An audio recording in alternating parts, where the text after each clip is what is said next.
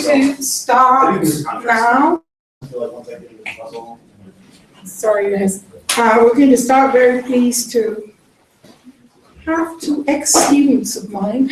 Probably still kind of person. So, participating in the session. So it's going to be Eduardo García-Ramírez on Rigidifying. He's a member of the Institute, as most of you know. And Daniel, who's about to go into his master's degree, so I'm very pleased to have both of you. And so you have 45 minutes. Well, he's doing master's thesis. Sorry. Okay. Thank you very much, Maite. Thanks everyone for being here, and Mario for not being. No. Not your okay. Thank you for inviting me. Okay, so this is the best I could do at presenting what I think is the most useful part of a very long paper that I've been trying to write down for the past 3 years. So some of you here have read previous versions. This is, I think, very different. And that's one thing to say. The other important thing to say is that I'm still a very young philosopher, so I get to say really ridiculous things, or probably things that you will find clearly false or something. Doesn't change the Yeah, and also I get to go against the big guys. So that's what I'm going to try to do here. So that said, here's the roadmap. So what I'm trying to do here is to offer a pragmatic presuppositional account of what Kripke tried to account for in naming a necessity. Basically, our modal intuitions concerning modal statements. So the idea is I'm trying to improve what Kripke did, and that's, I already said I'm very young, so that's what I'm going to do. What's the difference? So Kripke added rigidity, and what I'm trying to do is to defend that what we need is to take rigidity out of the truth conditions and turn it into a pragmatic feature. And everything changes from that, but we can avoid serious problems. So the first part is a pragmatic account. The second part will present what I take to be novel problems for the rigidity theory, the semantic theory that Kripke has. And then I'll go on to some objections, replies, and what I call humble consequences. I call them humble because they are, unlike Kripke's fruitful consequences for metaphysics, epistemology, and whatever, these are really unfruitful consequences. You cannot do all that stuff. Okay? So part one, the pragmatic presuppositional account. What we need to account for is our intuitions concerning these four statements. So you already know about them, you've heard them tons of times or read them. Aristotle might not have been Aristotle. Aristotle might not have been the teacher of Alexander the Great. Aristotle was fond of dogs, and then there's a fourth example that does not appear in Naming a Necessity because it's really problematic for Kripke, but that we all know of. Lumpel is identical with Goliath. So the first three sentences don't really need too much of a context for you to understand them. We're talking about Aristotle. The idea is that the first one is necessarily false. The second one is contingently true. The third one has to do with what we consider are the truth conditions of that statement, and they only concern Aristotle. But the fourth one is comes from Alan Gilbert's famous example concerning contingent identity. The idea is that Lumpel is a name of a lump of clay, and Goliath is a statue. As a matter of fact, they are the same. Lumpel is Goliath. Yet it is quite possible that you destroy Goliath and that it no longer exists, but Lumpel's still there. So even though it is true, it is not necessarily true that Lumpel is identical with Goliath. That is, so the intuition here is that statement 4 is true, but contingently so, and that is a problem for rigidity theory. So these are the intuitions we need to account for. Intuition 1 says that statements 1 and 2 express propositions that differ in truth conditions. Intuition 2 says that the name Aristotle and the description, the teacher of Alexander the Great, differ in modal profile. Intuition 3 says that the modal truth conditions of statement 3 depend only on what happens to Aristotle across possible worlds. And intuition 4, the non-Kripkean one, the Gibardian intuition, says that statement 4 expresses a contingently true proposition, right? So the proposal I want to defend at a glimpse, what I'm going to say is that intuitions 1 to 3 reflect a rigidity requirement that competent speakers would normally take to be part of the common ground of the conversation where those statements take place. This requirement is a requirement of the use of the name Aristotle. It's not a requirement of the semantics of the expression. There are uses that do not presuppose such requirement. It is either suspended or denied. And that's why we get intuitions like 4, uses where the names do not come with this rigidity presupposition. And then, sort of, to make it better, add a big name. So this is kind of a Strassonian account saying that rigidifying is not something an expression does, but something that someone can use an expression to do. Strawson said this about referring. No, it's not like there are referring expressions, it's that we use certain expressions to refer to objects. So let's go now to presuppositional features of proper names. This is again from Strawson. He claims that successful referential uses of proper names presuppose, he does not use the word presuppose, he uses something like implicate or something like that, but do not assert that the necessary conditions for referring are satisfied. So what are the necessary conditions for referring? One is that there is a reference, so we're presupposing existence. Another one is that there's a salient referent, that it's easy to find out what you're talking about. A third one is that that referent is identified in the conversation, right? So that I've done enough in the context so that you guys can identify the object. It's a salient object and maybe I give you some clues or I look at it or whatever. Some people argue that you also have a uniqueness presupposition. This is an open debate, mainly concerning definite descriptions, for example. Some people claim that they do presuppose uniqueness. Some defend that it's only existence. So examples, existential presuppositions. A statement, if you assert 5A, Humphrey lost the election, pretty clearly you're presupposing 5B, that Humphrey exists, right? It would be very weird to say, Humphrey lost the election, but he doesn't exist, or something like that. There's a bunch of examples showing how, why and how this and projects and all that stuff. I'm not gonna look at, that's part of the long paper that I'm just putting, saving for later if you have any questions. But there's evidence that the existence presupposition projects from different embeddings and negation, conditionals, questions, might embeddings, and attitudinal embeddings, that it is directly cancelable and that it also behaves as an anaphor. So all that is kind of a symptom that it is, in fact, a presupposition of 5A. Another presupposition, this is an example of mine inspired by an example of David Lewis. Suppose we are both, or we are all attending, so it's Maite and me. We're both attending a talk where David Lewis has made himself salient in virtue of being the speaker. Unbeknownst to us, David Kaplan is sitting quietly in the back, and I say to Maite, David is criticizing Kripke. Suddenly, David Kaplan jumps in to defend Kripke, and I say to you, David did not appreciate such criticism. I do not need to say anything for Maite to realize that the first use of David refers to Lewis and the second one refers to Kaplan, right?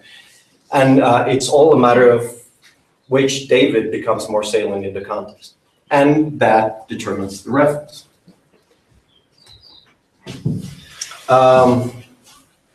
Then what I'm calling here the identity presupposition, this is from Strawson again. All referential uses must find a way to forestalling the question, what, who, which one are you talking about? So if you know how to use names, it better be that you're using it in a way that your audience can answer this question very easily, right? So what happens in a non-modal context is that you have that contextual salience. When I say David is criticizing Kripke, it's pretty clear in that context that I'm talking about David Lewis. But what happens in modal contexts if there's no one there that is obviously salient? Well, my suggestion is that your way to answer this question is by means of a rigidity presupposition. You're presupposing that you're talking about exactly the same object that you were talking in modal context, in non-modal context. So the idea is that speaker presupposes that she's talking about the same object that she normally talks about when making the same use of that same name. And by normally, I mean in non-modal contexts, right? So I call this a definition, but that's just because I couldn't come up with a better name. Let's say this is a proposal on how to understand the rigidity presupposition. Given a name N and I use U of N to refer to the object O, if the name is used in way U in non-modal context to refer to O, then when that name is used in that way in modal context, it is presupposed that it refers to the same object in modal context. So basically the idea is that transworld identity from Kripke, you turn it into just a presupposition of maintaining the same reference. Evidence for this, Kripke himself. Here's a quote. We begin with the objects which we have and can identify in the actual world. That's a non-modal context. We can then ask whether certain things might have been true of that object. We're just presupposing it's the same object. Don't ask, how can I identify this table in another possible world except by its properties? So don't be a Lewisian. I have the table in my hands, I can point to it, and when I ask whether it might have been in another room, I am talking by definition about it. I don't have to identify it after seeing it through a telescope, right? So we can just presuppose that it's the same thing. Again, evidence that this goes on with some statements. You have 6A, Humphrey might have won the election, seems to presuppose something like 6B. Humphrey is the same Humphrey who lost the election. And we're talking about, I'm not talking about a different guy. It's the guy that lost. Again, there's evidence that this presupposition projects from different embeddings, same thing, negation, conditionals, and all that stuff. We can go look at it if you're interested. So what's the difference between the proposal I have and the Kripkean view? On Kripke's view, that presupposition is a semantic one. It is a feature of the name Humphrey, that it is used when it's referentially used, it's used in a rigid way. What does it mean to say that it is a semantic one? Well, that it is truth conditionally relevant. It determines the truth conditions of modal statements involving the name. On the view I'm trying to defend, it is a pragmatic presupposition of the use of the expression. And this means that all you need is for the truth of that presupposition to be taken for granted in the common ground. This could be because it is true or because it is just accommodated, because the participants just assume that it is the same object. It need not be true that it is the same object. So it is not truth conditionally relevant. That's the main difference. So on this view, for the modal statement to be true, you don't need rigidity or transworld identity, right? That's a big difference. Other features of pragmatic presuppositions in general, they are supported. So there has to be enough evidence in the context to infer the presupposition from the speech act. The presupposition has to be part of a general account in terms of assumptions of rational strategy and communicative exchanges. So better be part of me trying to explain the speaker's behavior and saying, well, he's presupposing that it's the same individual. To show that these two things do take place, consider the case of Carl and the name Humphrey. There's a conversation about the 1968 US presidential election in which Carl says, Humphrey might have won. So what happens here? Prior presuppositions, the obvious Gricean ones. Carl is being cooperative. Referential uses of names presuppose that there is an object being talked about. Referential uses of names have a way to index the object that they're talking about. Ordinary uses of Humphrey refer to Hubert Humphrey. That's a presupposition of that conversation. And then there's the general inference. Given no further information to the contrary, when Carl utters Humphrey might have won, it will follow that Carl is presupposing that he's using Humphrey to refer to the same object that is referred to by other ordinary uses of Humphrey. In known model context, that's what I meant. This presupposition is uncontroversial and unsurprising enough to be easily accommodated by the participants in the conversation. So, the claims of the pragmatic account. First, what about rigidity? Well, the idea is that ordinary uses of proper names in modal context carry a rigidity presupposition, but not that it is a semantic feature of the names. The pragmatic element is that such presupposition is not part of the truth conditions of the statement.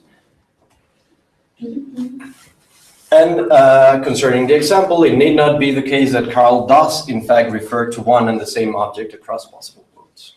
Okay? So that's the theory. And I'm going to show how it explains what needs to be explained, which is modal intuitions. Okay? Remember the sentence statements, and remember the modal intuitions we need to account for. The intuition that statement 1 and 2 express propositions with that different truth conditions, blah, blah. Okay? Now, an important difference that will come up here is that, unlike previous account, the pragmatic account does not say that the modal intuitions are intuitions of the truth conditions of the statements, pretty much because it has to be about the pragmatic presupposition. So the reason that, in general, the account is going to tell us that competent speakers have these intuitions because these are intuitions concerning pragmatic presuppositions, not truth conditions, okay? So the E1 to E4 are not sort of trustworthy guides toward if you want to find out the truth value of the statement. So the intuitions. The name Aristotle is used in its normal referential use in statements 1 to 3. Such use carries the rigidity presupposition. There's nothing in the context that suggests otherwise. The definite description is used descriptively in statement 2, and such use does not carry a rigidity presupposition. So unlike statement 2, statement 1 involves only rigidifying uses of referential expressions. This explains why we have the intuition that truth values may differ. Is that clear? No? Is it puzzling? Let's see. So basically, if you go back to statement 1, you have Aristotle might not have been Aristotle. It is a presupposition that both names are being used rigidly, but in both cases, what is important here is that it's the same use of the same name. Okay, so no matter what the referent is, you're not going to end up saying something true by saying Aristotle might not have been Aristotle, even if you have different reference in different worlds. That's not going to happen with statement 2 because you have a definite description that does not have those features. So that explains why we have intuition 1.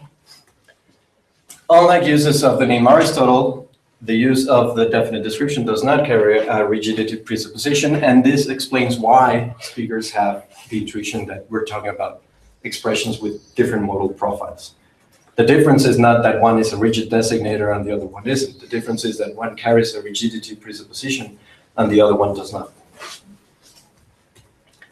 And then statement 3 carries a rigidity presupposition as well, and this explains why speakers think that in order to find out whether it's true or not, we have to look at the same object, which is intuition 3. Now, finally, the case of contingent identity. We know from the example that the names Lumpel and Goliath are explicitly used with different referential intentions. We know from the get-go that Lumpel is a lump of clay and Goliath is a statue. There's nothing in the context that suggests otherwise, that they have these different referential intentions. So it follows that they're not used with the rigidity presupposition. If they were used so, and given that they are identical, it would follow that they always refer to the same thing, that it is presupposed that they refer to the same thing, right? Given that they intend to refer to a lump of clay and a statue, it is a presupposition that they may differ, just part of the use of those. So, given this setup, speakers will use those names, accepting or presupposing that they may have different reference in different counterfactual situations, and that explains the intuition that that identity statement is contingent or may not be true at some world. So that's the account. Those are the model intuitions and how the pragmatic account basically deals with them. As I said, it has nothing to do with exactly which are the truth conditions of those statements. It's not taking those model intuitions to be truth conditionally useful, if you want, or trustworthy. Now to complete this part of the presentation, what are the commitments and consequences of this theory? This is sort of probably the interesting part of things. It's actually no commitments section, should be. So there's no rigidity in the sense of Kripke. So we don't need trans-world identity. It's just a presupposition that can be accommodated no matter what happens with possible worlds. So that's an important sort of virtue of the account. There's a lot of trouble concerning trans-world identity, and there's a lot of metaphysical debate as to whether or not there is some such thing and whether or not Kripke actually managed to avoid the problem of trans-world identity. So on this account, there's no need to commit to it. There's also no view concerning modal metaphysics. If you are a Lewisian, there's no problem. If you're an actualist, there's also no problem. You can take whatever you want. I would assume that it would be some kind of an actualist, given that modal realism appears to be false, but just appears to.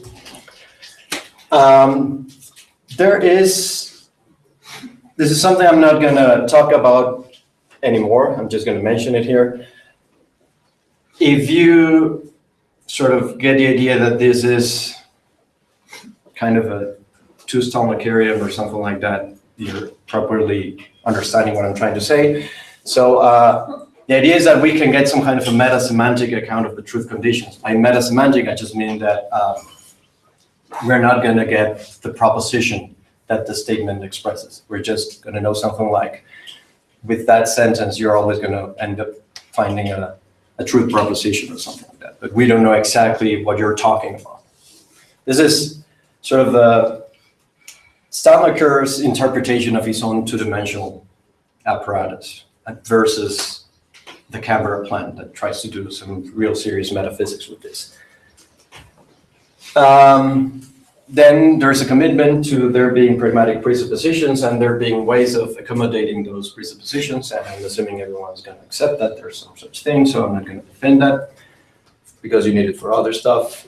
And then the interesting consequences, you can have the dictum modality, so you can find a way to accept that there are statements that are necessarily true or contingently true, but you cannot have the ray modality. So that's if you love modalized metaphysics, that's the big price that you have to pay for this account.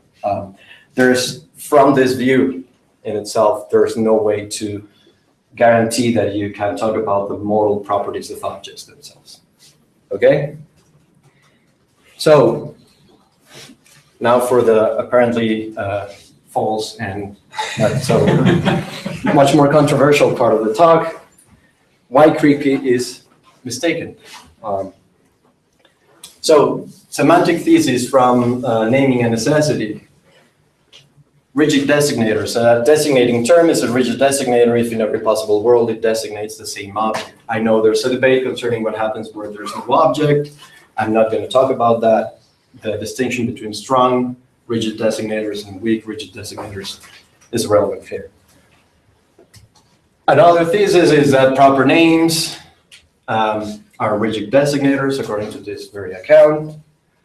Another one is that definite descriptions ordinarily are not rigid designators, except when they're rigidified explicitly or whatever. And then the famous rule of rigidity, which gives us, it turns basically this condition into a truth conditional one. The rule of rigidity says that there is a single individual and a single property such that with respect to every counterfactual situation, the truth conditions of the proposition are the possession of the property by that individual in that situation. So if it is true that Aristotle was fond of dogs, it better be that Aristotle himself has that property in that world. That's the idea. And you can have that for every counterfactual situation precisely because you have rigid designators and transworld identity. Then you get the metaphysical claims, the re modality. A modal statement involving a rigid designator predicates a modal property of the referent. Objects themselves have modal properties, and we can find that out. That's sort of Kripke's substantial claim against Quine. It's not just a matter of how you describe objects. They really have those properties.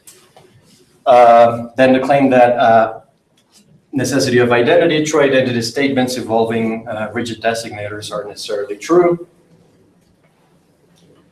The cleavage between metaphysics and epistemology, the necessary and the a priori are independent from each other. You get necessary a posteriori truths and contingent a priori truths. So how does the account go? Again, statements and the intuitions. Remember that? So here's how the account goes. It's just very straightforward. The claim here is that competent speakers, in virtue of being competent, they observe those semantic theses, that people use names rigidly because they are rigid designators, and they know those truth conditions because those are the real truth conditions, those given by the rule of rigidity. So intuitions 1 to 3 are trustworthy truth conditional intuitions.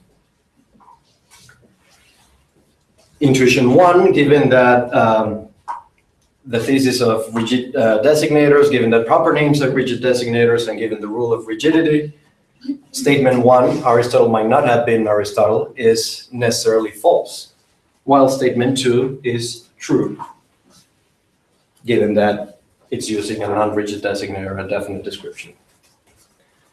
Intuition 2 is given the thesis of proper names as rigid designators and definite descriptions. It's very straightforward that you have a different modal profile. Proper names are rigid, definite descriptions are non-rigid. That directly explains why we have that intuition. Intuition 3, given the thesis about proper names and the rule of rigidity, whether statement 3 is true in a counterfactual situation depends only on what happens to Aristotle. They all follow from the semantic thesis.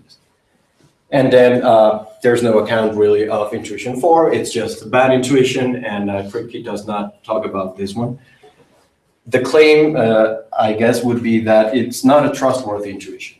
If you have the intuition that there are contingent identities, there's something wrong. Maybe you're using a name as there's a hidden description or something like that, and you just have to sort that out, but no direct account of that. What are the requirements? And this is the important part. So the rule of rigidity is meant to deliver truth conditions for the array modality. For that to be the case, we need transworld identity, as Ripley himself accepts. The relevant object must be one and the same, strictly identical across possible worlds. Properties, the relevant property must be either possessed or lacked by the relevant object, which is, again, identical across possible worlds. There is no identity problem. The identity problem is, well, if you're assuming they are the same object, how do you know that? How are you going to find out if the Nixon that lost is actually the same Nixon that won? And Kripke says, there is no problem. Why there is no problem? Because possible worlds and possible individuals are abstract objects. And we just stipulate possible worlds. And we stipulate they are the same object, and that's it. Okay? Kripke has this famous quote. It's not that we have possible worlds and then we have to find out whether it's the same objects. It's the other way around. Because we have the object and we know it's the same, we can then go create those possible scenarios.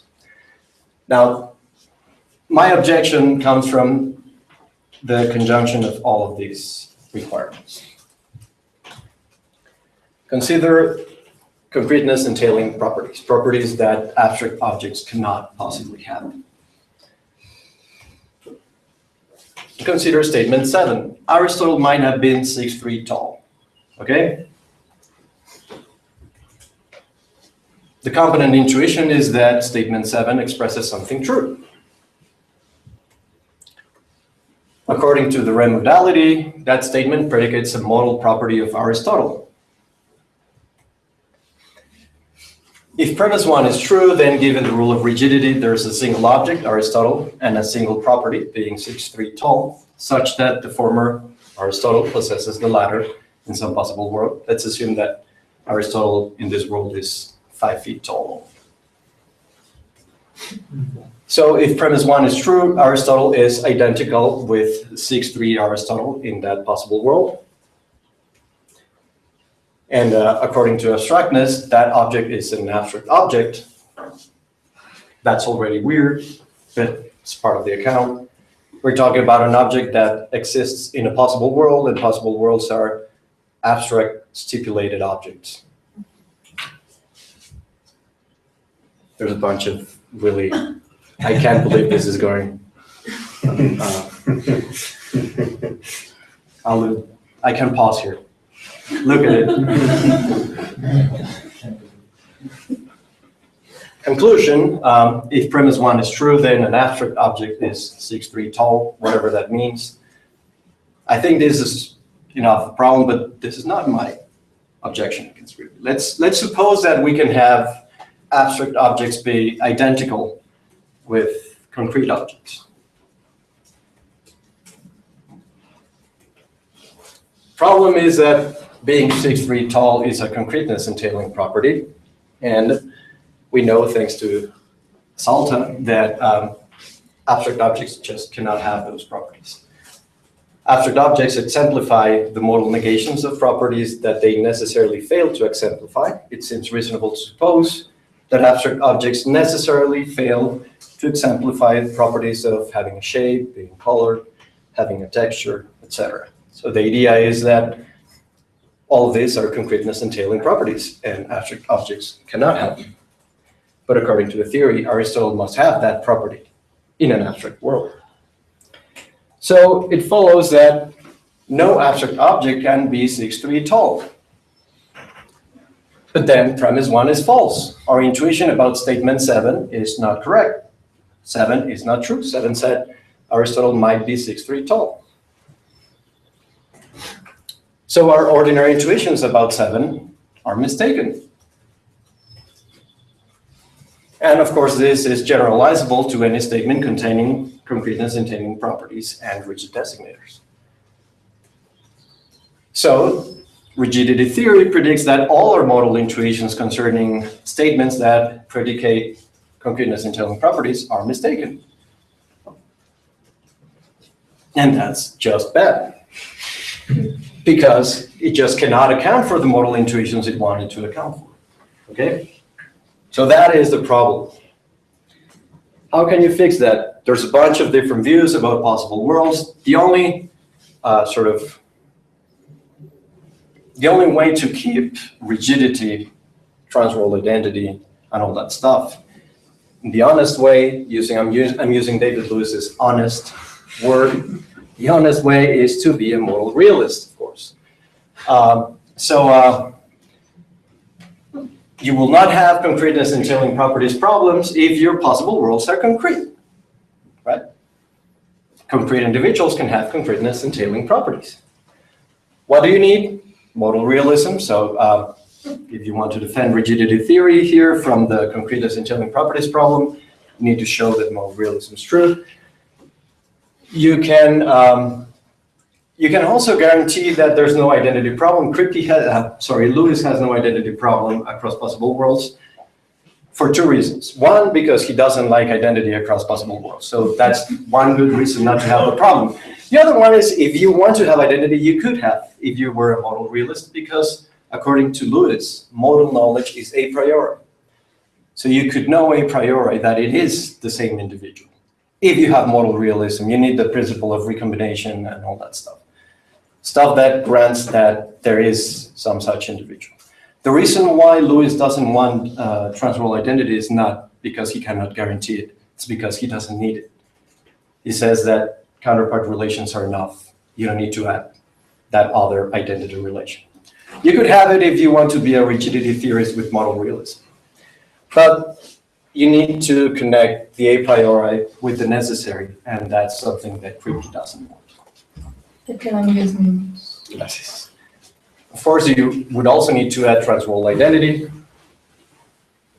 and you need modal overlap, which is the idea that it is the object Aristotle is fully present in all possible worlds. It overlaps across all the possible worlds where it exists. It's not like there's a part of Aristotle that's 6'3" here and another part that's 5 feet tall there. No, it's one and the same. It has 6'3" relative to this world and 5 feet relative to another world. And of course, the consequence of this is that you have no intrinsic properties. All of the concreteness entailing properties of objects are relative to a given world. And then the question is, should we go on and defend all this to keep the rigidity theory? So this is sort of the, yes, that's the proper reaction. So if you don't want to do all this, then you have the pragmatic account that you all like so much. So I have just 10 minutes for objections, replies, and unfruitful consequences. What about Lagedonian ersatz? The idea is that if you're a Kripkean and you're an actualist, maybe you want to be a Lagedonian. If you're a Lagedonian, the idea is that possible worlds are abstract objects, and specifically they're maximally consistent sets of sentences. And what makes it Lagedonian is that you can use objects as names of themselves. So the 6'3" world will be a maximally consistent set that uses Aristotle himself to represent Aristotle in that world.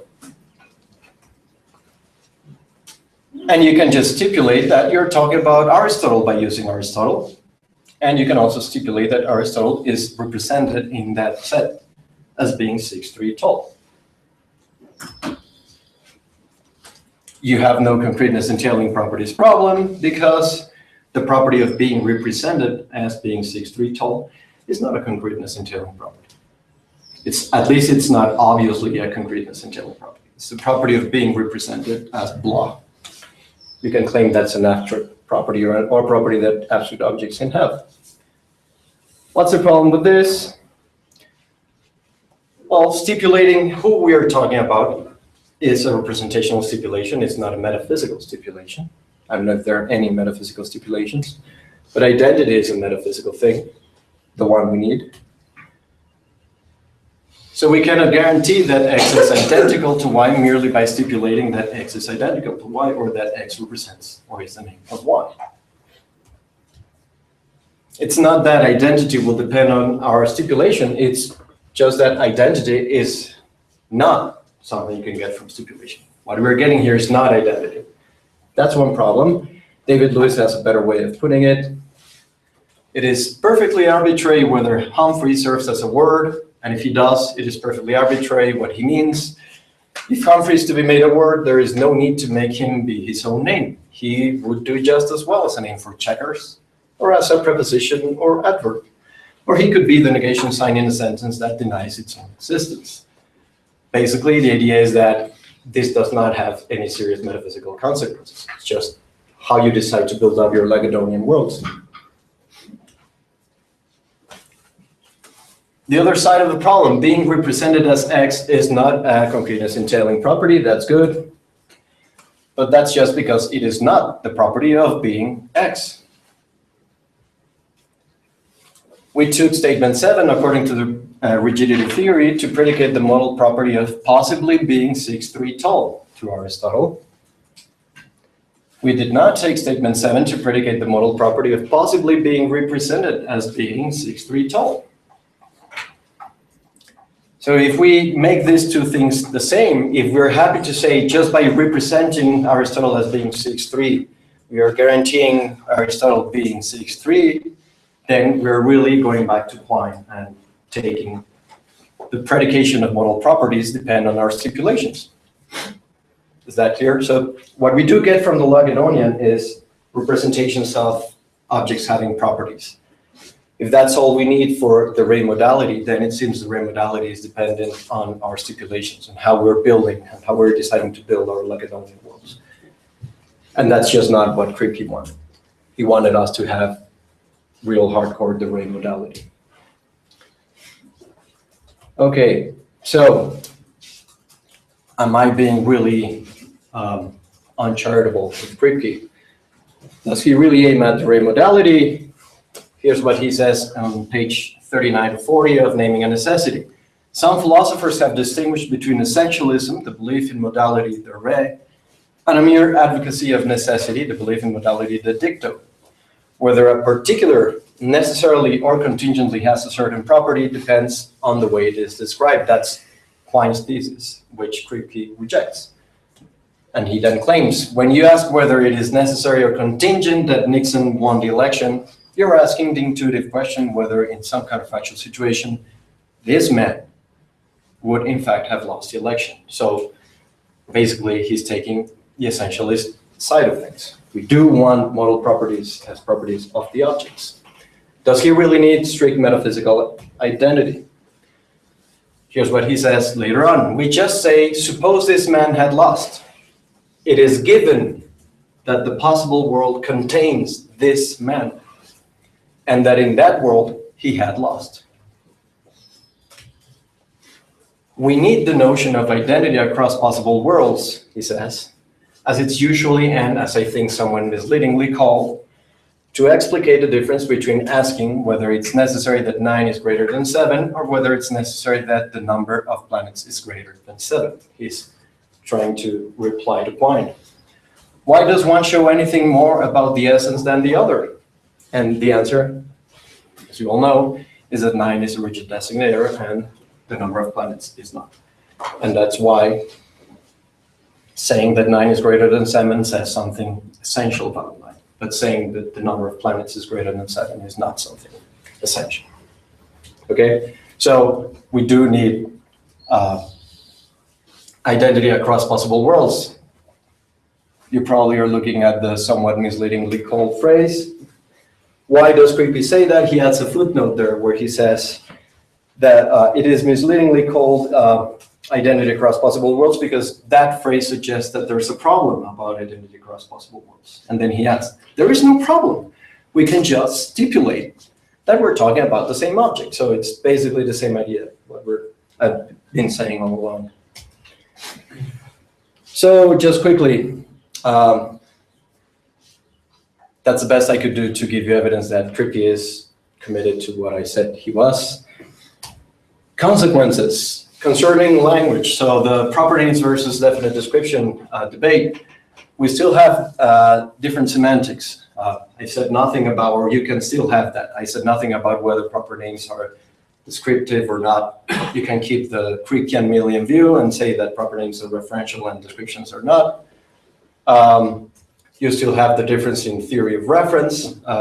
You can have direct reference for names and descriptive reference for definite descriptions, and you still have a different modality. It's just not a semantic difference.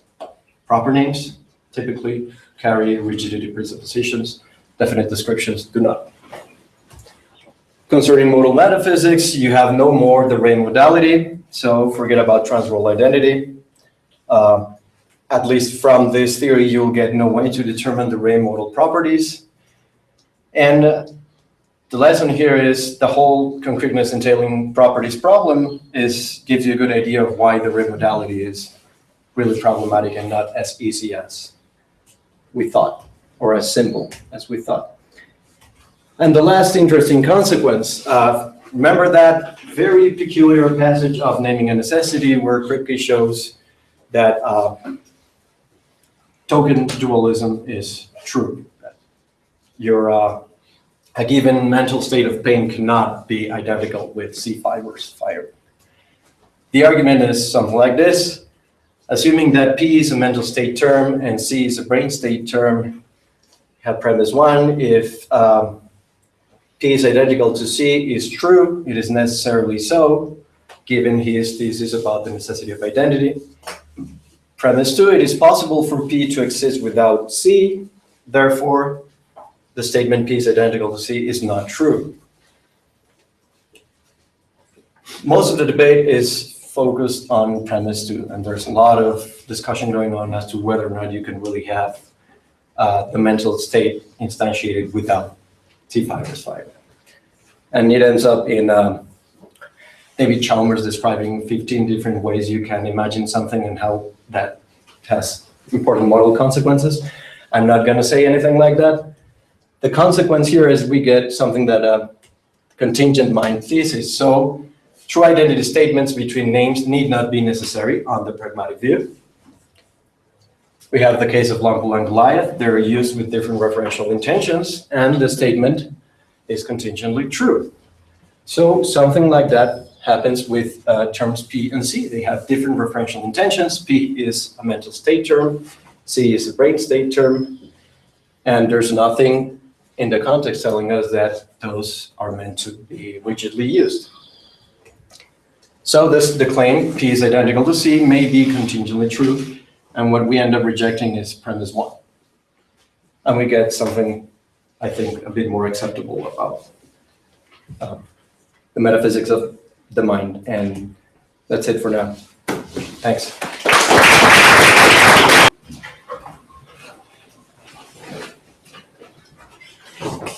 Perfecto. Bueno, pues, start now. 15 minutos previsto a los 5. Cuando falten 5. Sí. Okay. First, I want to apologize for my English. It's probably not the optimal, but okay. Well, first, this is what I believe is Eduardo's strategy. He presents us some linguistic phenomena, and we have 3 different explanations about this phenomenon: the rigidity account, the quasi-rigidity account, and the presupposition account. Now, in favor of the presupposition account, Eduardo says that, well, he argues like this. He presents an objection against the rigidity account, and he explains how the presupposition account avoid the metaphysical problem that the other 2 theories has. Against the quasi-rigidity account, he believes that it is a good theory, but it has the commitment of modal realism, and he believes that his theory doesn't have that commitment, so it's better. Now, I'm going to focus on 3 things. I'm going to say 2 comments about the presuppositional account, and 1 comment about the objection against rigidity, the rigidity account. So here is the phenomenon. You just saw it. These are the sentences that Eduardo presented and that are highly discussed on the literature, and the intuitions associated with this. I'm just going to focus on E3, the intuition that statements like 3, that Aristotle was fun and dog, depend only on what's going with Aristotle.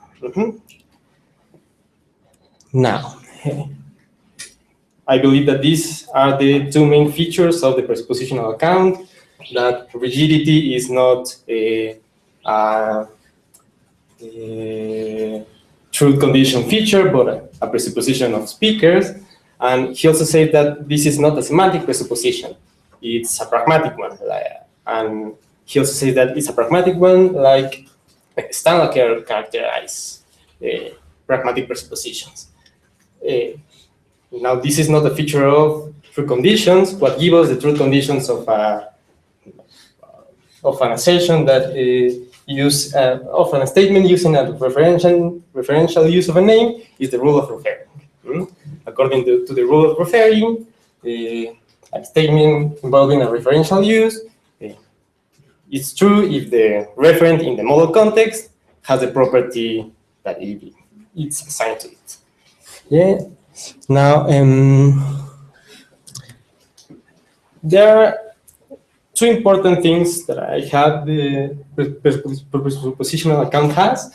The first thing is that, being that the rigidity is a presupposition, it can have an explanation about the fourth statement and about E4. I believe that this is a good feature of the presuppositional account. And another important thing about the presuppositional account, well, Eduardo says again that the presupposition and the truth conditions must be kept apart, and that this feature is what allows him to avoid the commitments of the rigidity account. This is because that the presupposition is not a semantic one, that it does not have the identity, the strong identity commitment. Yes, I want to challenge that. Now, I believe that it is not just that it has to be a presupposition, but it has to be a false presupposition of the speakers. Because if the presupposition is true, then the speakers refer to the same object in every possible world. But this cannot be, since Eduardo believes that there is not strong identity. So the presupposition has to be false. Now, I believe that if that's true, then we have some problems explaining E3. Now, E3, again, here this is that the intuition that statements like Aristotle was fond of dogs depend only on what's going with Aristotle. Now, let's focus on what I put here in 6. Aristotle is 1.7 meters tall, but Aristotle might have been 2.1 meters tall. Yeah? Now, when a speaker says this, he probably has the same referential intention in both uses of Aristotle. And it seems that Eduardo also accepts this, that the speakers intend to refer to the same object with both uses of Aristotle. But if his objections against rigidity is a good one, this cannot be. This Aristotle is in a model context, so it refers to a different object than this one. So, well, I believe that this supports the claim that that speakers have those intuitions now. Kirke says it clearly that when we talk about what happened to Nixon in counterfactual situations, we care about what would happen to him, to Nixon in this world. And it seems that Eduardo thinks that this is a good characterization of the intuitions, since he says that, according to Kirke, we use his name to talk about the same object in different counterfactual situations, and well, he said that he thinks he's correct. So it seems that in uses like 6, speakers are intending to speak of the same object, but they are failing to do so if Eduardo is correct. And the problem would be that this will be a systematical failure. speakers will systematically fail to refer to the object they want to refer every time they use a name in a model context. Another thing is that here is something that it's wrong now, but I just see it, that Eduardo believes that the presupposition, the rigidity presupposition is what determines the referent of the name in model context. So the present is wrong. But I find hard to see how this presupposition determines the referent, given that the presupposition says that it must be the same object. But again, this cannot be in Eduardo's account. So it's hard to see how this presupposition that says that it has to be the same object serves us to determine a referent that is actually different from the. It doesn't. Eh? It doesn't. It doesn't. It doesn't do the work. Presupposition is not meant to determine reference. I believe you said that, but okay, if that's false, then we still need an explanation of what determines the referent of names in mobile contexts. And the thing is going to be that this rule, the rule that does this work, is going to determine a referent in spite of speaker's intentions. What I want to say is that this rule every time is going to determine a different referent that the speaker wants to refer. Now, this might be not a big objection, but it's not palatable. It's not like the explanation that we would want. I believe that by this, E3 is not fully explained because of this. Okay, now second comment about the presupposition account is that the presupposition account is not without its own problems, and I'm gonna mention one. I believe when we have principles 1, 2, and 3 from assertion from Stadler and direct reference. I believe that these taken together with presuppositional account are going to crash. Principle 2 says that a proposition should have a truth value in every possible one in context state. And principle 3 says that the same proposition has to be expressed relative to each possible one in the context state. And direct reference says that direct referential terms refer without the mediation of associated descriptive content. Now, why I believe that this crashes with presuppositional account is because if I'm correct, again, Eduardo takes the rigidity presupposition to be a pragmatic presupposition, and he says that it can be accommodated. But I believe that this cannot be modeled in Stadler's account. Why? Because accommodation, if I'm correct, is triggered by a violation of principle 2. But an assertion of a sentence that uses a name in a context where the presupposition is not being presupposed does not violate principle 2. Even if the presupposition is not being presupposed, Aristotle's what phone and dogs will have a truth value in every possible world. So this would not trigger accommodation in Stadler's model. However, this in his theory, this assertion will violate the principle 3, since according to Eduardo, sentence like 3 cannot express the same proposition in different words. Aristotle was phone and dogs. Respect to different possible worlds will refer to different objects. In the actual world, we refer to Aristotle, but in other worlds, we refer to other things. So the propositions expressed are going to be different in different possible worlds. So each assertion of a sentence using a name will violate principle 3. This seems also not like good consequences. Now, the Stadler's theory is not the only one in the market. Okay, yeah.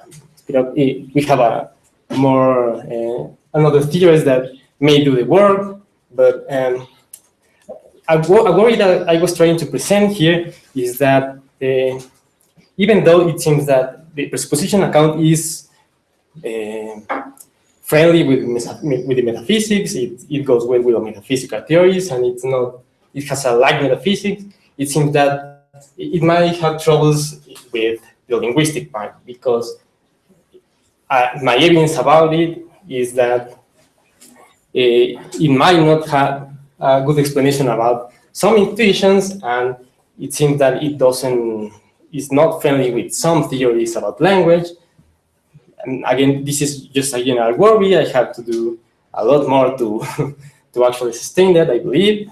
And the last thing I'm going to say is more a question than an objection. I think that something that I'm not understanding here, but Eduardo says that Lagrangian ersatzism doesn't do the work that the rigidity account needs. And I don't see why this is the case. Because, well, he says these things that on the view of Lagrangian exorcism, the words are maximal sets of sentences, and we can use Aristotle as a name for himself. Lagrangian words are possible stipulations, and Aristotle is the same. If he is the same, it depends on a stipulation. He also says that he doesn't need to have the property of being significant. He just needs to represent it. So the objection to this, he says, is that we have no strict identity.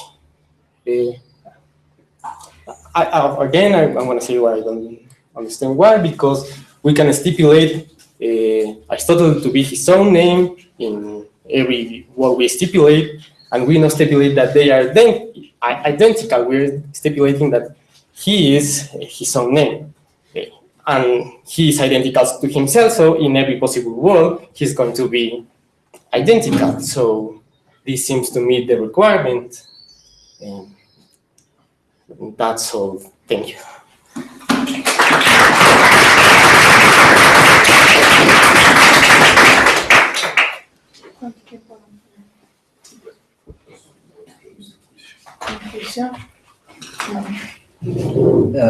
Thanks a lot. Thanks for your great comments. I think I agree with you in some points, and mainly with respect to what happens with what I'm not trying to say much, which is truth conditions and all that stuff.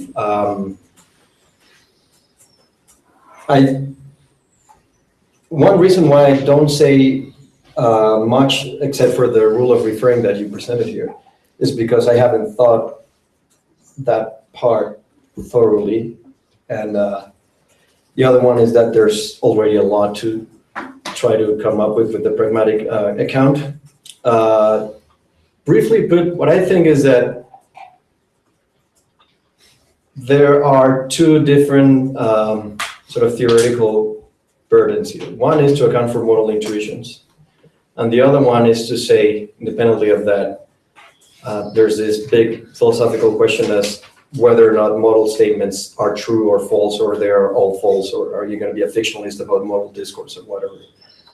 On the first side, I think you can have a pragmatic account, and that's all you need. You don't need to say how modal statements are true or false, because maybe you want to be a fictionalist about modal discourse. Okay, so that said, I think I'd be happy if the pragmatic presuppositional account is completed by just explaining why we have those modal intuitions and doesn't say anything about truth conditions.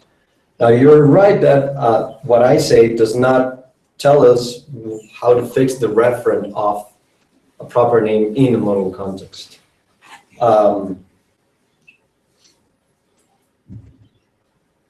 I need to think more about what to say about that. I don't know what is, how to sort that problem. My hunch here, which is in the paper but not in the presentation, is that all you can get is what I call the meta-semantic conditions, which is that all you know is that whatever the referent is, the statement's going to be true if whatever the referent is has the relevant property in that counterfactual situation. That I hope is consistent with something as weak as saying Aristotle might have been 6'3" tall is true just because we can come up with a story or an abstract Lagedonian possible world that describes himself. I'm happy with that, and I could follow that account of modal discourse. It's just that that will not give us the right modality at all. And that has to do with your last objection. So that granted, I need to say more about how to fix the content, or say more about the semantic side of this. One thing that I disagree with you on your first objection is that there is a difference between what I'm saying, which is that identity is not guaranteed across possible worlds, and what you are saying, which is that there is a different referent for every possible world. I'm just getting rid of transworld identity, and I'm not committing to anything positive on that. Why I don't want to say that there's a different referent? Because, as I said, I want to be open to being a fictionalist about more modal discourse, and there are no reference. You're not talking about anything interesting, or something like that. Okay? But anyway, there's this big semantic open space that I'm not exploring here on purpose. Now, with respect to your second problem on accommodation, I'm not sure I understood very well. I think you had 2 or 3 different problems there, or worries. One is that when you utter statement 3, which says Aristotle was fond of dogs, in context that where there's no rigidity presupposition, you're not violating any principle, so there's no need of accommodation. I would say yes, that's not a problem, because if it's a context where there's no rigidity presupposition, then you don't need to accommodate the rigidity presupposition. So if there's no principle being violated and no accommodation going on, that's okay. So maybe I'm not understanding you well, but I think that's not a big problem. You mentioned some other issue with respect to accommodation and whether, so you have this view that on the Stalnackerian model, you need to violate a principle in order to trigger accommodation. I think I would agree with that. It's just that it seems to me that you have a very strict view on, or a different view on how easy it is to violate a principle. I think it is very easy.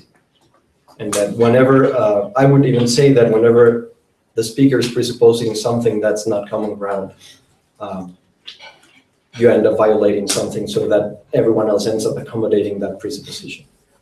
I would have to give you the details on that stuff, but this is just a Stalnackerian way of saying the same that Lewis says in scorekeeping in a language game, which is that as soon as there's a presupposition, it's added. That's how conversations go. So I would just follow that line. It's not like it's that difficult to accommodate something that ends up being important on how the conversation happens.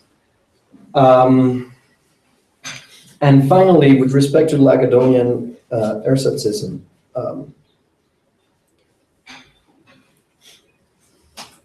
I think Lagedonian ersatcism is really tricky. It is true that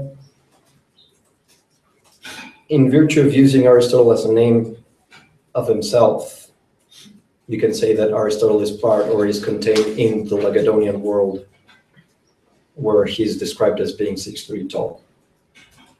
But it is in virtue of that stipulation that he is in that world. The fact that he's identical to himself has nothing to do with that. That has nothing to do with the Lagedonian ersatcism or anything like that. The fact that, so that is to say that what you're doing by using Aristotle's name of himself is not guaranteeing identity. You're just assuming at another level that identity, and you're benefiting from it. So I wouldn't, that's why I don't think Lagedonian narcissism actually has identity inside those worlds. That's one worry. But we can forget about that worry and have the important one, which is the one related to concreteness and tailoring properties. On the Lagedonian narcissist view, you don't get Aristotle as possessing the property of being 6 feet tall. You get something representing Aristotle as being 6 feet tall. And that's just not going to give you the ray modality at all. That's not a way to comply with the rule of rigidity, which says that there's an object identical across possible worlds in that world, and in that world, that object has that property.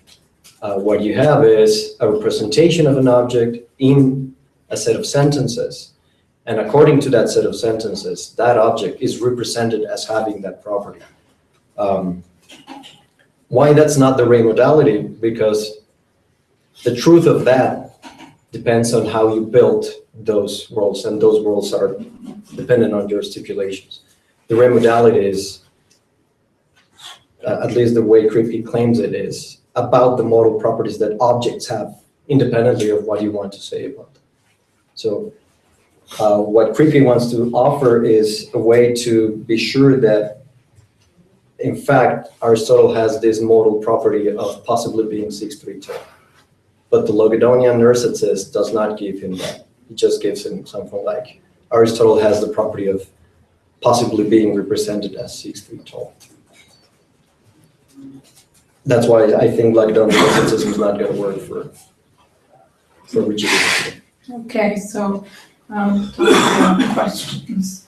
So it will be Seth over there, myself, and so you, three so far. Mind if I? Okay, I'll put it right down. Hold your hands up, please. So Seth, please. Okay, so what's the semantic value of Aristotle?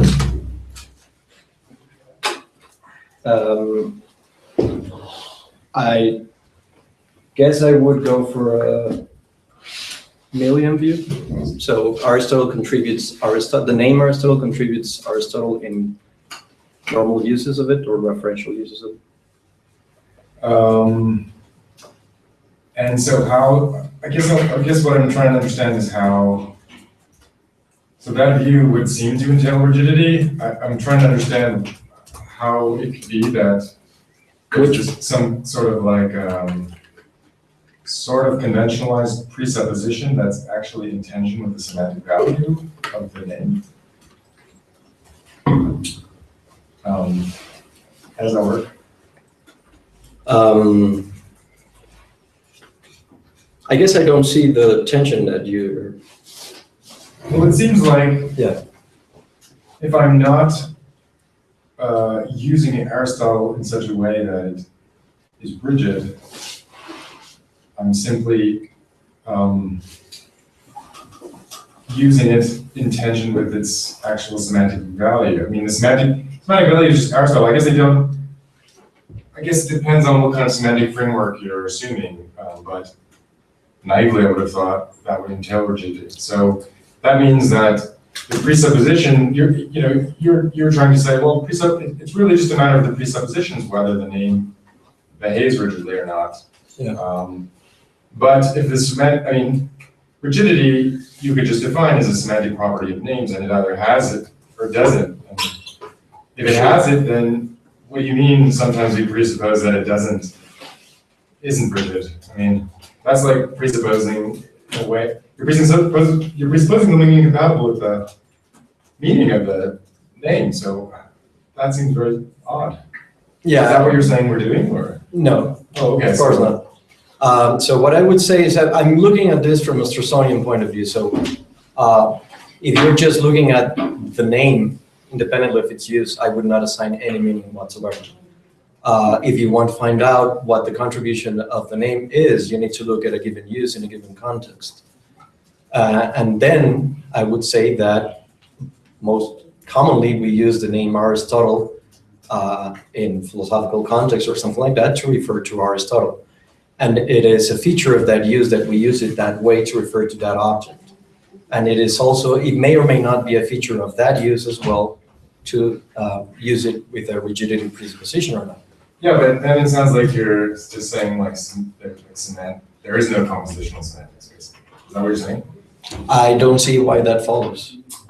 Well, what is the compositional semantics?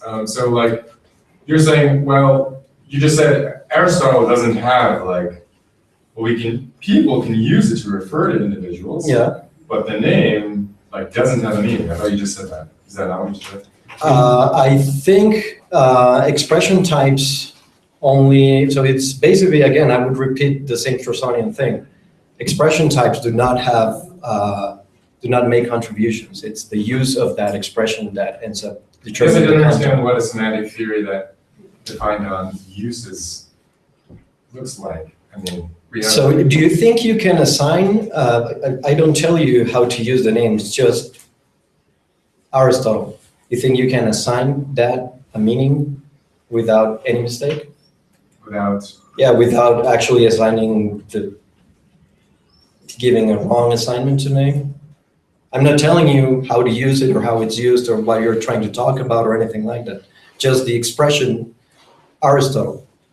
What does it mean? If I just, you mean if somebody just said it to me cold? No, I'm just asking you, what does the name Aristotle mean? I'm not telling you. Well, yeah, it's a controversial question, isn't it? I mean, what is the semantics of proper names?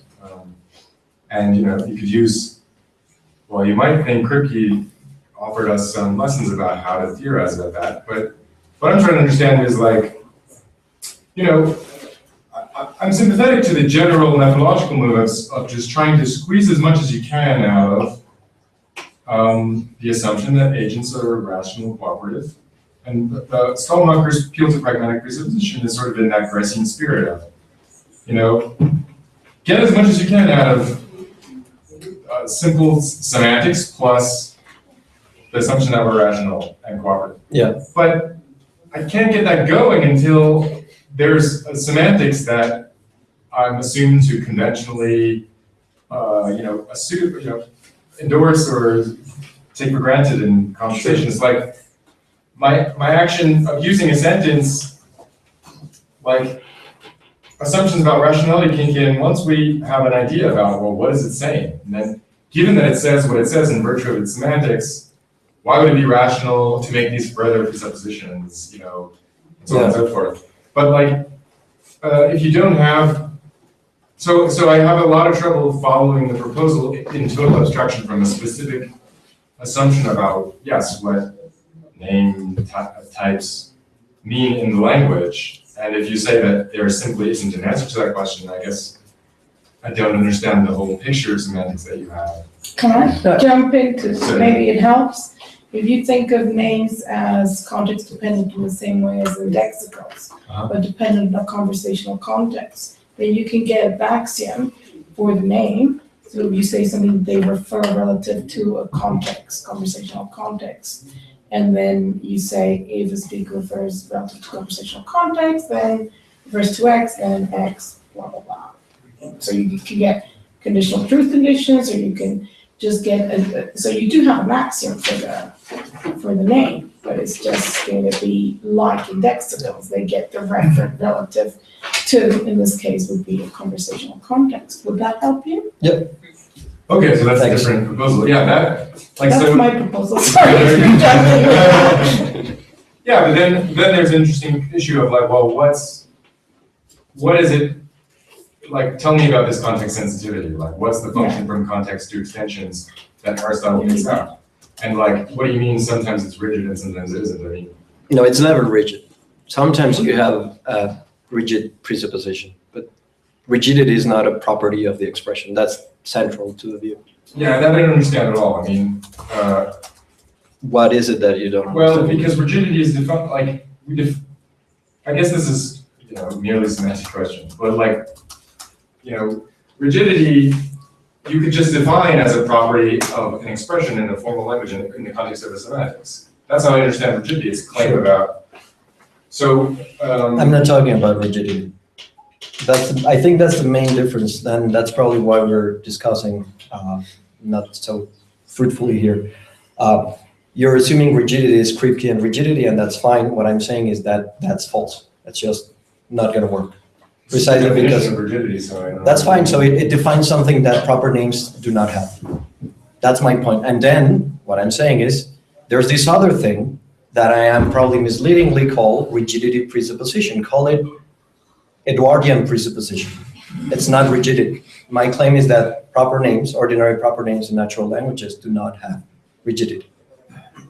Even if you can define it as much as you want, it's not a property of ordinary proper names in natural languages. That's the point. Yeah, we'll carry on. Ricardo? So my question is in the same spirit, which is also in the same spirit as one of Daniel's comments. So it seems like you've been avoiding a bit the question of the semantics, and the worry is that the usual suspects, the semantics of names, will force your hand as to whether the name is rigid or not. So I guess that another way of pressing Seth's point would be to ask you, relative to this context, when I say Aristotle likes dogs, what's the contribution of the name Aristotle to the proposition? If you say it's Aristotle itself, then it seems like the question of rigidity is already settled, and it's not clear what the role of the presuppositions of rigidity No. is. So again, you're assuming again that rigidity is so basically I'm saying, if you accept you're trying to understand my view, you have to accept that there's no rigidity associated with ordinary proper names. Okay, so forget about the question of rigidity is settled. Okay. There's no such thing. Now, the view is compatible with referential uses of Aristotle in non-modal contexts, contributing, thanks to some kind of a context sensitivity, Aristotle himself. I said non-model context. So Aristotle goes into a proposition, and then we evaluate that proposition relative to different possible worlds. No, that's not what I'm saying. Then what happens when we want to evaluate the content of the sentence relative to other possible worlds. If you're saying that Aristotle itself goes into the proposition, I don't say that. Okay, so what goes in there? Into the proposition? That's exactly what I'm not saying. I'm not saying what happens when you evaluate that in a world context. Probably what happens is that there's no serious semantics going on because it's just fiction. We're pretending that there is something going on there, but there's nothing going on there. Okay. Which is something I already said. Yeah. Okay. That sounds very radical. Yeah. Well, I think the concreteness entailing properties problem is much more worrying than this. Okay, Jeff. I have a few questions about the problem of YouTube, but since you just mentioned the thing about concreteness entailing properties. So it seems like one of the key inferences in the argument that you put up was something like the inference from the claim that Aristotle has the de re modal property of being possibly F. And then you got from there to the claim that there's an abstract object which is F. And so I totally agree that if that were valid, that would be extremely bad for de re modal properties. But I just have trouble seeing how that. Tell me where I'm wrong, please. Would you make up the sketch? I cannot connect. Yeah.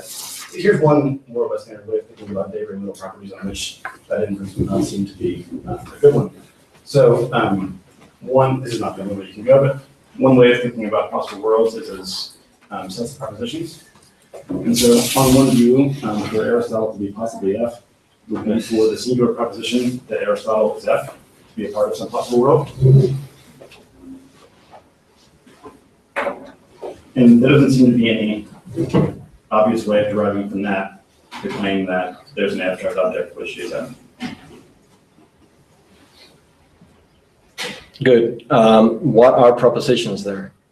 Are they concrete objects or abstract objects? Of course, there are big questions about how exactly define possible worlds, what exactly propositions are. Sure. But you don't want it to be a tacit, you don't want it to be a tacit assumption of your argument that like all extant theories of propositions in possible worlds are false. I agree. I don't want that. So I discussed one, so I mean, just take the old view on which the singular proposition that Aristotle is F is the ordered pair of Aristotle and F's.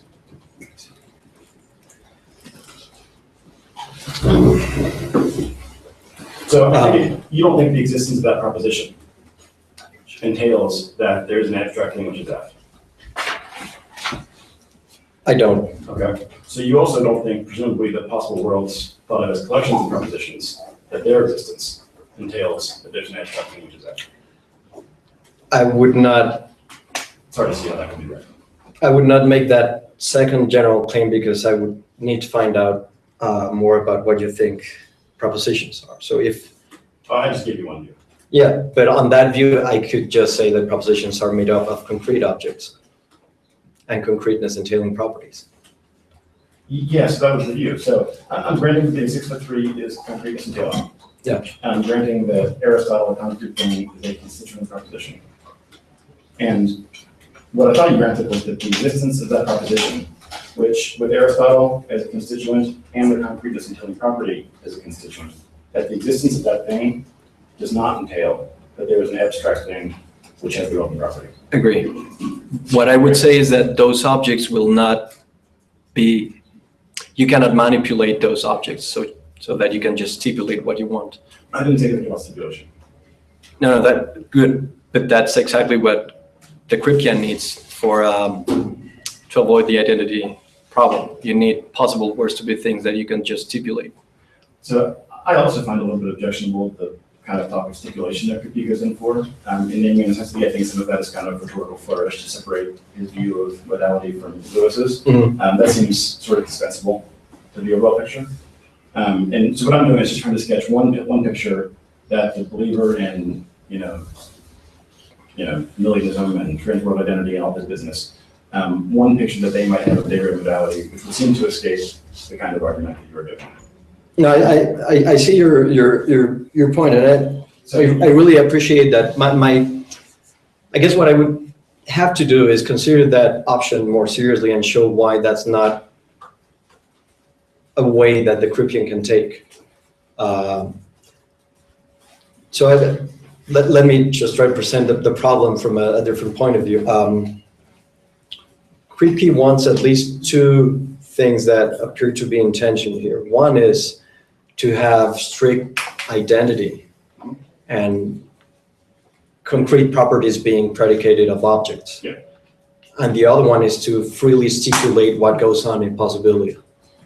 So let's just forget about the stipulation business. And I think you cannot forget about that because otherwise you don't have, you have a serious identity problem. You have to give a criteria for identity if you don't have the way of stipulation available. So it's not just Kripke. I guess our difference is that I don't think Kripke is using his talk of stipulation in an unnecessary way. I think it's central to his view that he can sort out the identity problem by stipulating, making sure that worlds are the way he describes them, and stipulating worlds to be like that. So one just quick follow-up. Sure. So it seems like to the extent that the stipulation talk is relevant, that seems more relevant to like little epistemology questions. The key thing that you're pressing is that somehow Kripke's picture drives him to Lewis-style modal realism. And so what I was just trying to sketch is a picture on which that's not the right view of modality, and the possible worlds are abstract things. And they're abstract things which, in some reasonably easy to understand sense, concrete objects like Aristotle are constituents of them, but on which that argument is valid. Okay, so this is a view on which concrete objects constitute abstract possible worlds. So this is the view on which concrete objects can be constituents of propositions and possible worlds are collections of propositions. Okay. There are different ways. You can also think of it, there are different versions of views in this general family. But That's close to the Lagadonian view. You just use concrete objects as sentences. You're using concrete objects as propositions. it's a view on which concrete objects are constituents of propositions. Sure, but then what you get, the end product is an abstract object. Yes, that's right. Good. Now, the problem with that view would be that you don't get those objects having those properties. You get those objects being represented as having those properties. That's not a vice, that's a virtue.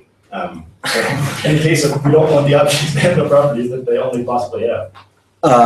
Yeah, but then you don't get the ray modality, which is a claim that those objects actually have those modal properties. Forget about the actually is not a modal actually. Yeah, fine. They have the modal properties, but that's different than saying that they have, so they have the modal properties like you possibly have, but that doesn't entail that they're have. But then the worry is that what makes it so that Aristotle has in your way of having, or in that way of having that property, which is not that Aristotle actually has it. So what are the facts in virtue of which he has that modal property? Yeah. I mean, now you're getting into deep questions about like the basis of modal facts, and so you might think that Aristotle has an essence, it can be explained in those terms, you might be a conventionalist, there's all manner of theories about this. I think there's a quicker answer to that, which is in virtue of the fact that you've stipulated that that was the possible world. And that's just the Plinean view of things. The truth of your modal claims depend on your stipulations. That's definitely not Kripke's view. Yeah. Exactly, So, which is why this is not a nice view for the Kripke. So I'm not denying that there are other views of modality that don't fit well with Kripke's picture. That's clearly correct. What I was questioning is whether this is a convincing argument against Kripke's picture. Yeah,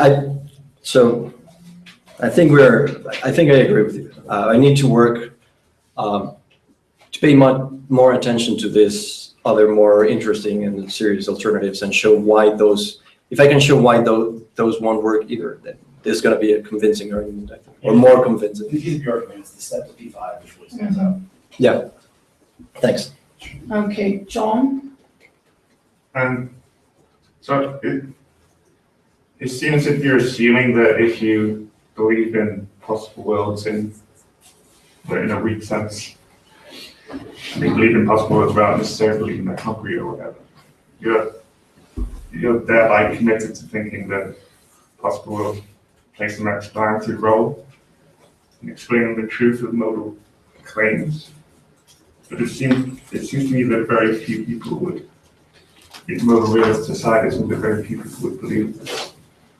You see, that one way to understand rigidity is just that in modal context, the name Aristotle still refers to the concrete object in the actual world. The problem is that Aristotle does not have that property in that world. So I can say this without believing that there's any such thing as a very possible version of Aristotle. I believe in the actual Aristotle, and I believe that he might sit in 6'3".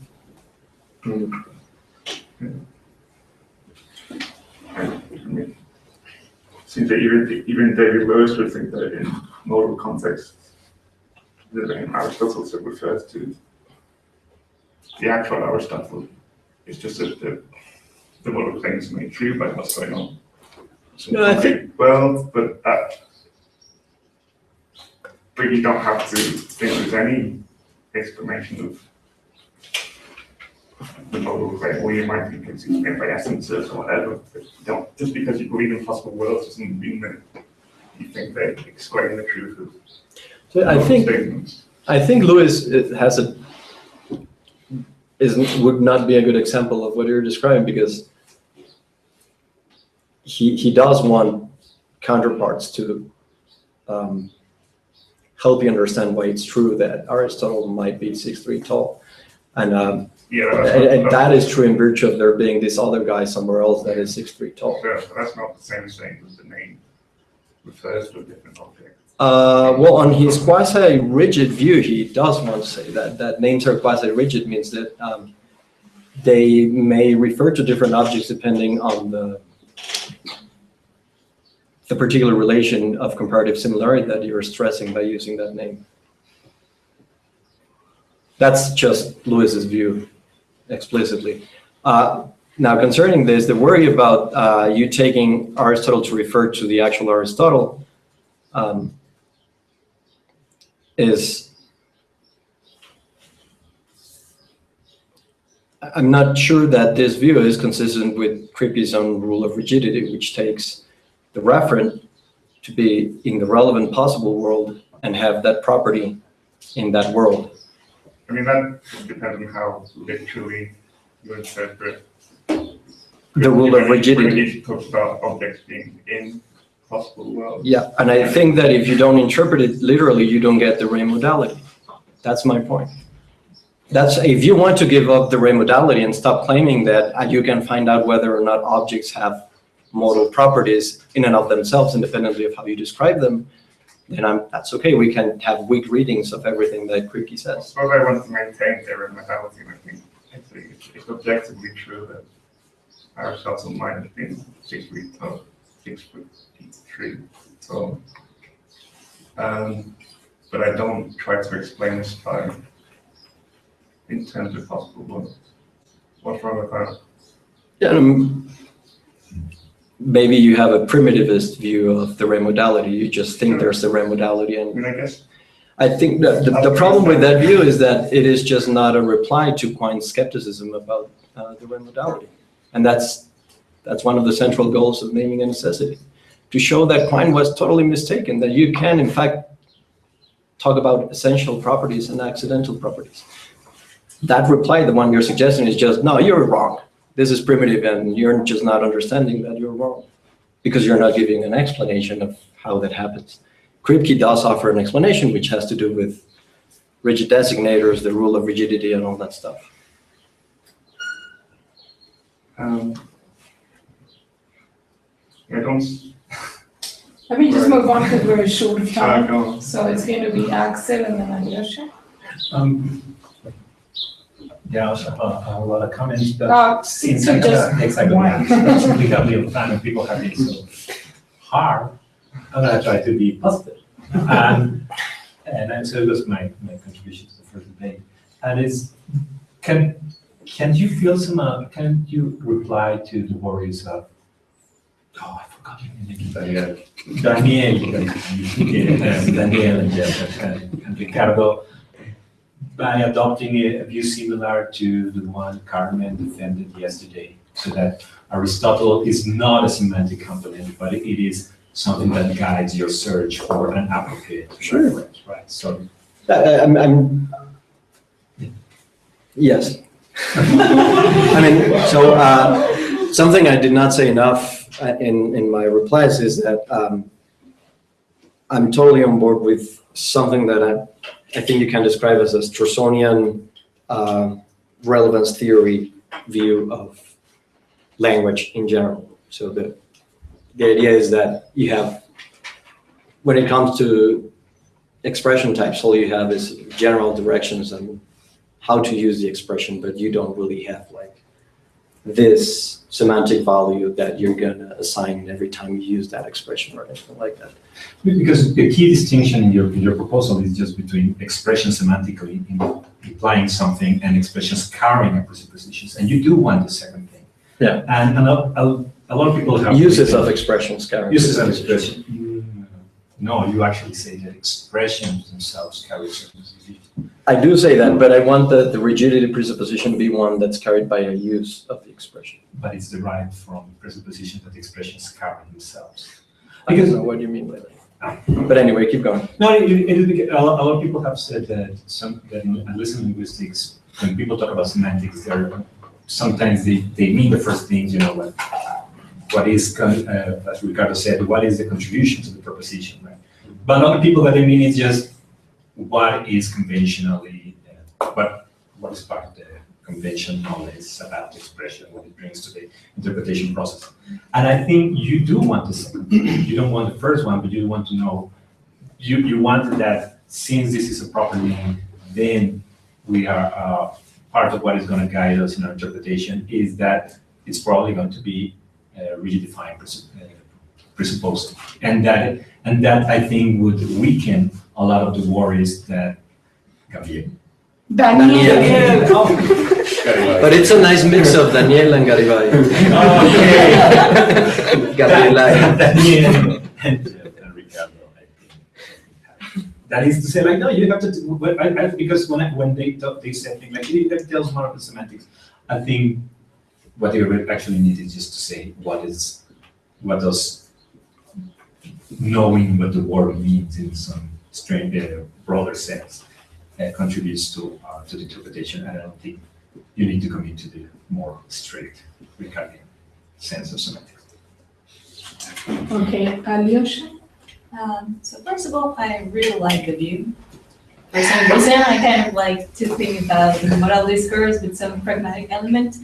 But then I was thinking about the things Daniel said, and I have to say that I have the intuition that when I say a sentence like Alyosha could have been 1 inch shorter, like there's something about the concrete object Alyosha, in virtue of which it's true, that sentence, you know, like there's something about my genetics, you know, my family is shorter than me, and like it's possible because of that Alyosha might have been 1 inch shorter. So apparently there is intuitively there is a relationship between concrete objects and the modal things we utter about them. And but in your view, I don't think there is a relation. So my question is like, if I want to be, you know, like, I don't know how to, usually I was like a Christian, but now I want to be an Eduardian, and I want to convince people about your theory. How am I explaining them that, like their intuition, like how am I explaining what's the relation between concrete objects and modal discourse?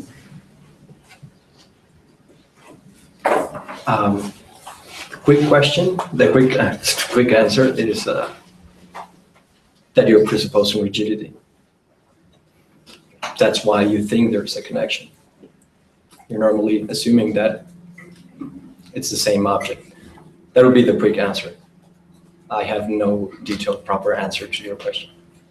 But that's a way to say that it's a really good question that I did not think of. What I would try to do is